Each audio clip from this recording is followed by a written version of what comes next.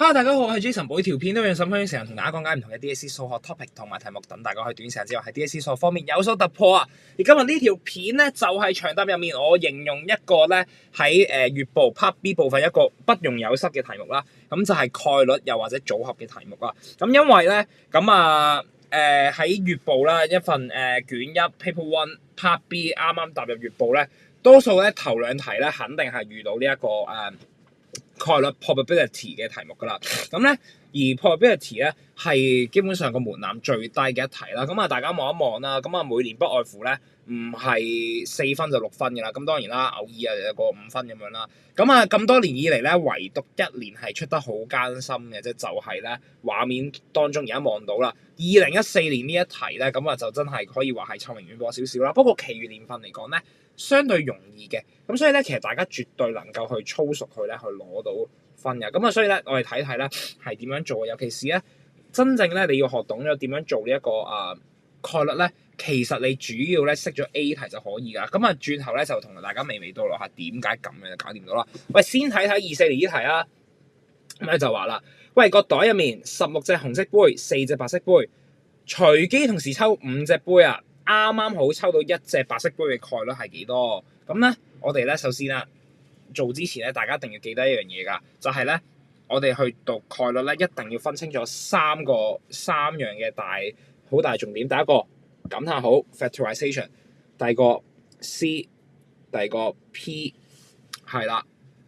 感嘆號咧就基本上係隨機排列嘅，咁啊排隊用嘅啫。你話喺一個概率題嚟講咧，冇乜用咁滯㗎啦。咁但係去到咧 C 同 P 咧，就係大家好常咧話，喂呀分唔清喎，點樣係啊？咁其實咧，首先第一樣嘢 C 係咩咧 ？C 係我淨係要抽到咁多樣嘢，冇排係啦。C 同 P 最大分別係咩咧？嗰個排列啊。P 咧係排列有影響嘅喎，C 咧係個排列唔影響嘅。譬如咁講啦，我去考試啦，我報係啦，譬如咁講，大家去考 DSE 啦，咁你係讀假設你讀 physics econ 求其啦，我當 physics econ 作假先算啦。咁啊，可能大家喺學校入面咧，X1 係 econ，X2 係 physics，X3 係作假。隔離學校有個同學仔又係讀呢3科嘅，但係 X1 係作假，X2係 physics，但係其實大家都係臨尾會考同一個科嘛，所以喺個 C 嘅排列嚟講咧，大家係一模一樣。但係咧，你輪到如果你用排列咧，用 P 嘅話就係咩？呢兩者係有分別嘅，因為你係 X1 嘅 econ 同 X2 嘅 econ， 咁啊有分別咯。咁所以大家可以用咁樣嘅概念去諗翻。咁但係去到實戰咧，咁啊轉頭咧即刻啦，唔好話轉頭啦，即時同大家睇下點搞。首先第一樣嘢，大家做概率題一定要出現分數線，一定係揾翻分數先嘅。咁然後咧，第一樣嘢問清楚，喂個分母係咩嚟咧？咁分母咧今次就話啦，喂個袋入面隨機抽5隻杯啊嘛。咁所以咧呢度總共就係20隻杯啦，抽5隻。點解用 C 咧？因為你抽邊5隻唔緊要噶嘛。我抽前面4隻紅色，後面1隻係白色，同抽第一隻係白色，後面4隻紅色一樣噶嘛。嗰個組合係咁，所以咧我哋呢個排列係唔重要，所以我哋用 C 嘅。咁我就話啦，喂啱啱好1隻白色杯嘅概率，咁我哋咧就寫咯。咁嗱，我哋首先有1隻白色杯，就即係4隻杯揀其中1隻咯。但係由中間就再乘啦，因為咧你呢個組合下，我要計埋其他嘢，就係我呢度要咩咧？16個杯有4隻係紅色。咁咧好多人咧另外一樣嘢唔識分就係我幾時用加，幾時用乘咧？乘咧大家可以諗係都係同一個狀況啊。咁即係咩咧？嗱，大家而家都係同時間抽5隻杯啊嘛要。咁我哋有1隻杯嘅時候，我哋仲有4隻杯要完成有呢一個組合噶嘛，所以我哋呢啲位用乘咯。咁所以我哋係咁樣去計落去嘅。所以呢題咧撳一撳機啦。咁啊4C1乘翻16，C4 除翻20，C5，咁咧就係455 over 969。咁啊，大家見到咁爛嘅數咧，唔使驚嘅。咁啊〜唔使怕啦，因為有時真係可能個數係咁核突㗎，唔好怕咗佢啦。咁啊，然後睇埋個 B 題，抽出至多3隻紅色杯啊。咁咧，我哋點解啱啱話咧，有時就係識做 A 題得咧？因為其實 B 題咧係延伸少少嘅。第一樣嘢就係咩？至多3隻紅色杯即係咩咧？其實我可以有1隻白色杯，又或者另一個情況就係咩咧？如果我有2隻白色杯咧，呢個咧係可以接受噶嘛，但係唯獨我唔可以接受咩？就係我唔可以接受到我有4隻紅色杯或者5隻紅色杯咯，喺抽咁隻杯入面。所以咧，我哋可以第一樣嘢就係咩？一減翻咧，我哋上一題已經計到嘅答案。咁不過未完嘅，大家要小心啲啦。以往嘅題目咧就真係咧咁樣一減搞掂，但係今次未得嘅，因為我哋仲有個可能性就係咩？咦，我抽5隻都紅色，咁我咪減埋咯。因為我最多3隻紅色啫嘛。咁點解用一減咧？因為我而家抽5隻杯嘅時候，個可能性可能係一隻紅色杯啦，因為你最盡係4隻白色啫嘛。一隻紅色杯啦，2隻紅色杯啦，3隻紅色杯，4隻紅色杯，5隻紅色杯，加埋呢度咧總數個可能性咪1咯。因為你點都會喺呢5件事當中去發生噶嘛。咁啊，我哋咧要計翻最多3隻㗎，咁我哋咪一減翻，我哋就係減翻就你抽到4隻紅色杯同5隻紅色杯嘅可能性咯。咁所以啦，上一個咧一隻白色杯咪即係暗示咗一隻白色杯咪4隻紅色杯啦，一模一樣嘅。另一樣嘢我哋減埋就係全中紅色，所以我哋要減多一樣咧就係16C5除翻20C5啦。所以答案係咩咧？就係一減翻啱啱個答案先啦，再減埋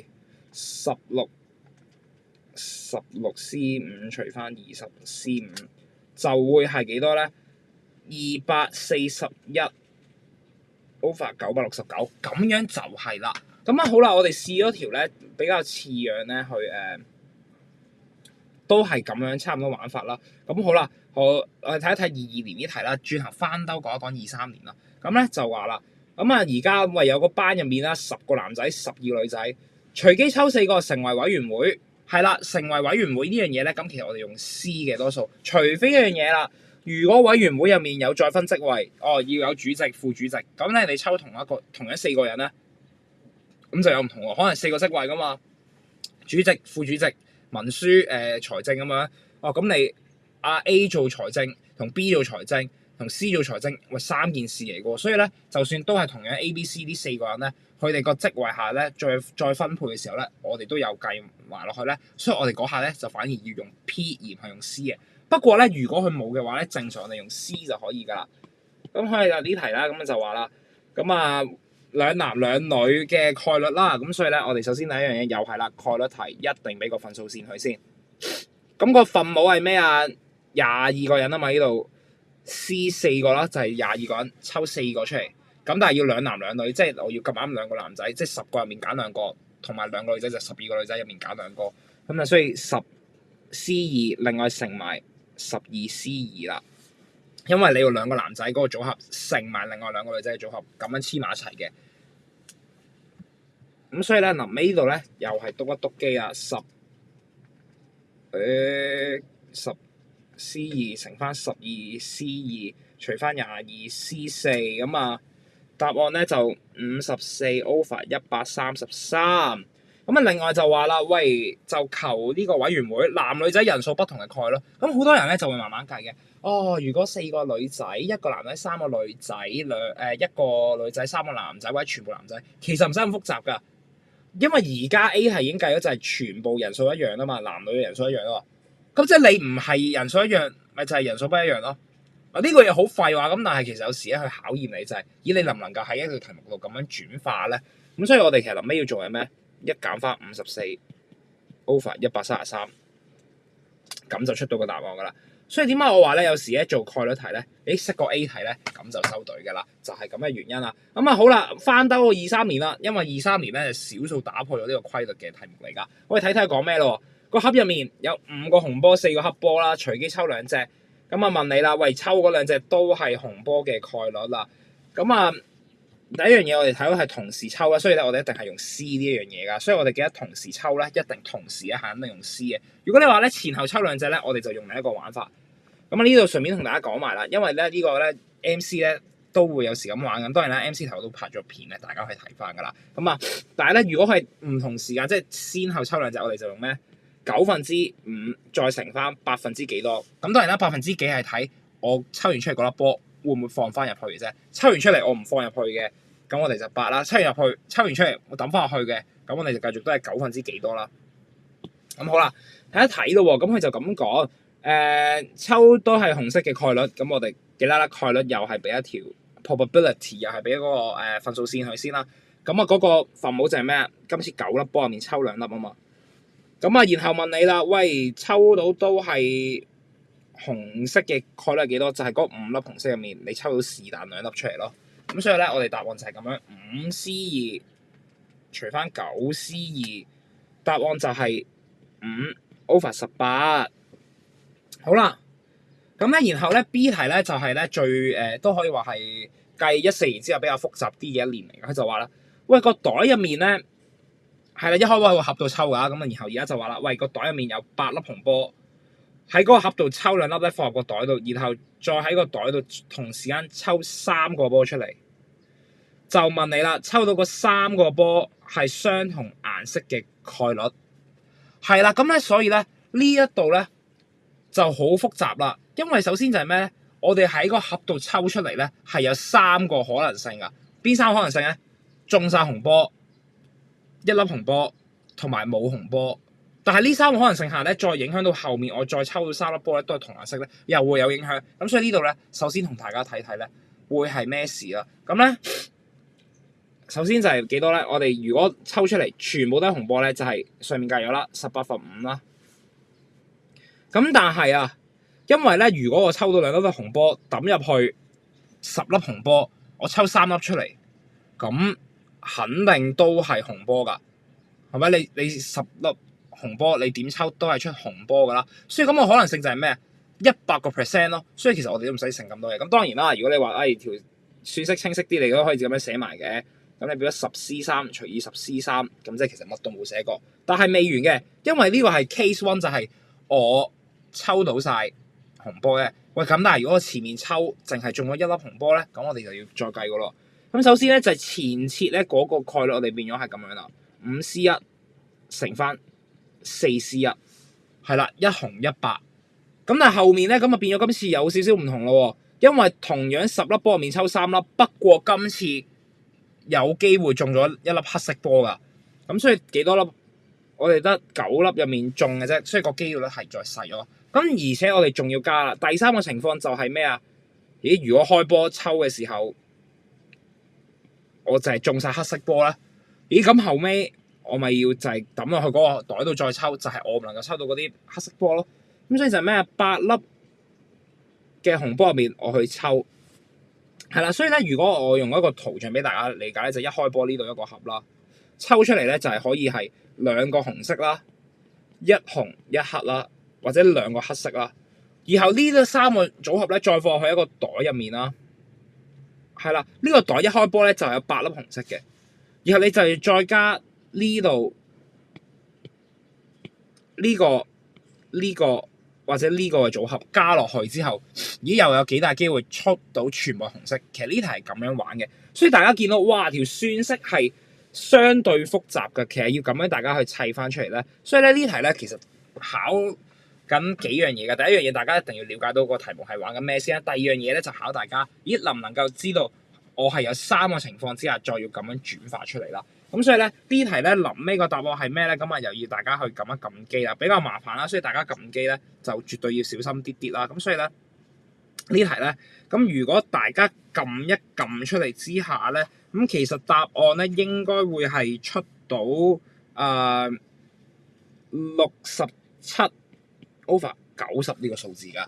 咁好啦，咁咧我哋解決咗呢一樣嘢之後咧，咁我哋咧就去到臨尾咧，想同大家 cover 多隻題型，就係2014年嗰條咧最難度高嘅題目啦。咁啊呢題咧其實唔係想同大家講晒全題，主要想講 A 嗰個，因為近年咧喺以往啦 MC 度咧，其實呢隻題型已經翻兜咗2次咁多，不過2次咧嗰個表現都係有啲差強人意嘅，所以其實你話有冇機會再出現咧？有嘅。咁啊其實咩嚟咧？就係我哋睇一睇 A 啦。阿佩玲同志偉咧就參加一個含有2 round 嘅遊戲啦。第一 round 入面，佢哋就輪流擲骰仔，邊個擲到3先咧就邊個贏。咁啊，佢哋玩第一 round 啦，直至其中一個人贏到為止。阿佩玲咧擲骰仔先，就問你佩玲贏到第一 round 嘅概率係幾多？咦，咁點計咧？呢題咧其實就係比較特別啲嘅，因為呢一題咧係我哋所謂概率入面 mix 咗，就係我哋去到呢個叫做等比數列啦 ，GS 啦。嗰個 sum to infinity 啊，無限項嘅嗰個總和嘅嗰條公式要去計㗎。咁點解係無限嘅總和咧？因為咧理論上嚟講呢隻 game 咧可以玩唔完㗎，因為阿佩玲同志偉咧可以大家擲骰仔咧係擲到100 round 之後都未完㗎。咁啊，但係最慘係咩咧？一定要有人贏啦，唔係真係大家認識啲出名呢個志偉咁咧，有得打和咁樣咧就個 game 完咗就冇㗎。咁啊，一定要玩到完咗先咧。咁所以咧一定要有人分到勝負。咁所以理論上咧可以玩唔完㗎。咁我哋咧就睇睇啦。咁如果去到無限，咁當然啦，咁大家正常都知啦，有乜理由擲骰仔擲100 round 都冇個3啊？雖然理論上可以存在，不過個可能性太低啦。咁但係我哋都要計一計佢出嚟嘅。咁所以咧，首先啊，佩玲贏咧就可以咩？咦，第一下去擲骰仔先啊嘛。佢一嘢擲中，佢咪贏到咯。不過之後未完嘅喎。喂，唔係一嘢中㗎嘛，未必咁好彩㗎嘛。咁可以係第二下先中咧。咁但係到第二下先中咁又點咧？即係我第一下。阿佩玲啊，擲唔到個3咯，咁到阿志偉擲骰仔咯喎，咁阿佩玲要贏就即係咩啊？阿志偉你唔可以擲中先咯，咁啊又係乘多個6/5，咁啊到阿佩玲再擲嘅時候就要乘個1/6啦，咁啊第二日又一定第2 round 擲中嘅咩？咁唔一定噶嘛，我可以第3 round 先擲中，咁就係咩啊？阿佩玲一開波擲唔中，志偉又擲唔中，到翻佩玲第二擲，佢又唔中喎，咁啊志偉你都唔能夠中嘅喎。咁啊，臨尾第3 round 先再嚟，咁啊如此類推，可以第4 round、第5 round、第6 round 可以無限落去嘅。咁所以大家咧，如果望翻咧，呢個就係一個我哋所謂叫做一個等比嘅無限數列嚟㗎。咁所以咧，我哋可以咧就話啦，咁呢個我哋點樣計嗰條公式咧？就係我哋用翻一個叫做 A 除以1減 R 嘅公式。咁咧，今次個 A 咧就係1/6啦。咁但係個 R 係咩咧？就係6/5嘅2次，因為喺每一次咧去到下一 round 你再擲嘅時候咧，我都要經歷咗就係自己擲唔中，同埋阿佩玲擲唔中一次，志偉擲唔中一次，大家要經歷咗2個6/5嘅，所以咧我哋個 R 咧就係6/5嘅2次，所以大家臨尾咧又係撳一撳機啦，哎呀跌咗部機，係啦，咁啊部機咧，咁我哋就係撳一撳翻啦，咁啊一開波1/6。除翻1減6/5嘅2次，撳一撳咧，咁咧即係阿佩玲咧贏到嘅機會咧係11/6咁多㗎。咁啊呢個咧大家一定要攞翻個 concept 啦，因為 MC 卷嗰度都講過咧，呢隻係有翻兜啦，而且嗰個命中率好低下嘅，所以大家一定要記埋呢一個 concept 去啦。咁剩低落嚟嘅題目咧就可以交俾大家自己試下做下玩下睇下識唔識啦。咁啊想做可以點做啊？可以咧喺條片下面 description 咧已經有2條 link 啦，一條中文一條英文，咁啊已經有齊晒咧，由2012年去到2024年啦，13年嘅 DSE 卷咧，所有概率嘅長答題咧喺齊入面㗎啦。咁啊大家可以 print 出嚟即刻做啦，有任何唔識唔好猶豫啦，因為真係時間無多啊，得翻大概都2個禮拜左右嘅時間啦，等大家可以去溫習呢一個數學嘅啫。咁啊所以可以有任何唔明嘅，有任何嘢想問，真係可以喺YouTube 下面嘅留言度問我，又或者去我 IG 嗰度去 DM 我都絕對冇問題嘅。咁所以咧，咁啊唔好喺而家呢一刻咧，就對於你嘅 DSE 感到灰心啦，而係我哋能夠用啱嘅方法，用啱嘅策略咧，就能夠讓到自己 DSE 喺短期之後仍然仲有爆到上嘅可能性嘅。咁所以記得咧，學習技巧，學習突破，我哋下條片就再同大家見面，拜拜。